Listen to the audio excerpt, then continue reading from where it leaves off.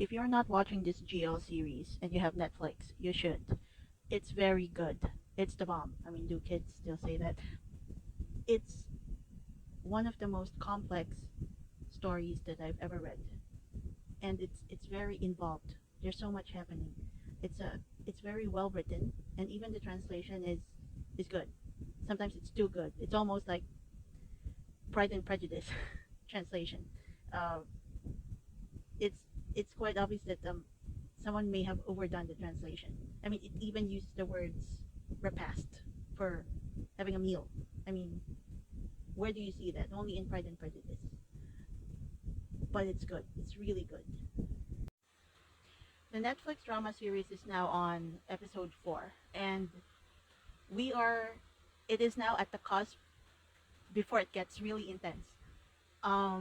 When the trailer for this GL series came out, uh, to be honest, I thought it was going to be a one trick pony wherein the main lead could turn back time, and then uh, she has to choose between her sister and her love interest on who to save after a certain event.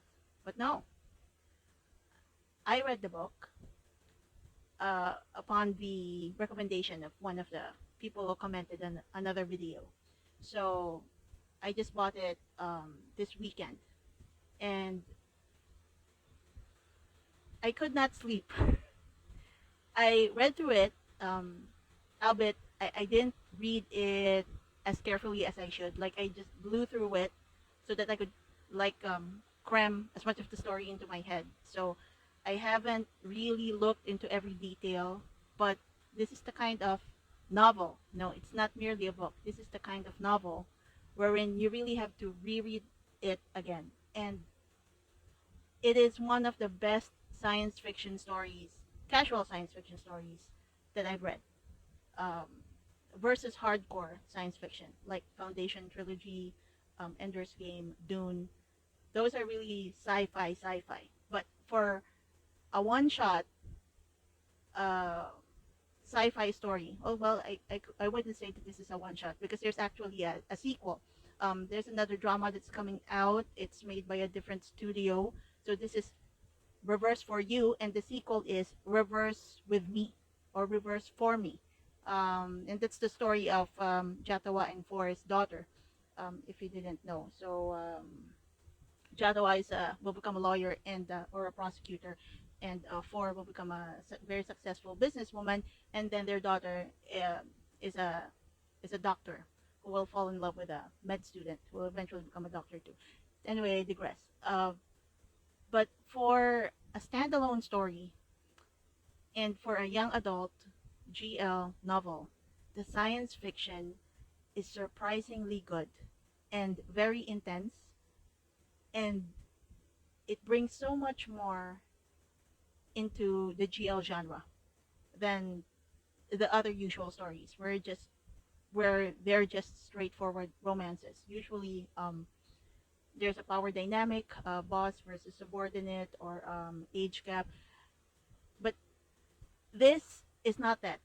This is more of a science fiction romance, and it broadens the field for GL. It in a very good way, and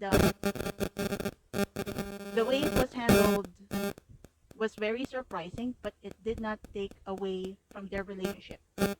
Uh, and it has so much to say, not just about sapphic love, but it has so much to say about family love too, about sacrifices, about choices. It's for a science fiction story. It has a very grounded view of how it is to be human. So it's not fantastical wherein the main lead is trying to race against time and fight against aliens, or the usual science fiction stuff wherein all of reality will be changed. No, this is a desperate attempt to save what is most valuable to you, which is your loved ones, your sister, and your soulmate. And here comes the spoilers. um, it it says, for me at least, it says a lot about breaking family cycles, breaking um, the sins of our parents, so to speak. And for me, it felt very personal because if you are a victim of your parents' mistakes, this will really hit you hard. This story will hit you hard because Jatawa's father is a very flawed man. And what Chatawa accuses him of or confronts him of later on when he comes into the story is very hard for parents to digest. It's very hard for their generation to accept, but these accusations are valid. Jatawa's point is valid. And she is correct in saying that if her father just changed one thing about him, their lives would be so much more better, even without their powers. And that is the one thing that he could not change about himself because it's his addiction. He's an alcoholic and he cannot change that. And because of that, he had screwed their lives literally hundreds of times or more than hundreds of times just because he could not change one flaw in him because he didn't have the strength to do that. And I felt that this was also an ode to how children eventually break free from the choices that their parents make. And when they take that agency, they are able to overcome things that their parents could not overcome, or find a solution that is inconceivable to their parents because of their flaws, or maybe on how they were raised or how they were brought up. You know, the limitations of their mind, sometimes that's what the child can overcome. And that's what Chatawa does.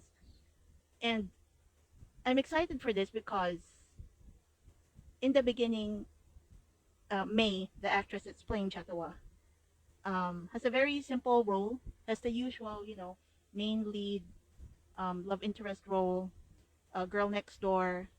Um, her acting is very simple. It follows that.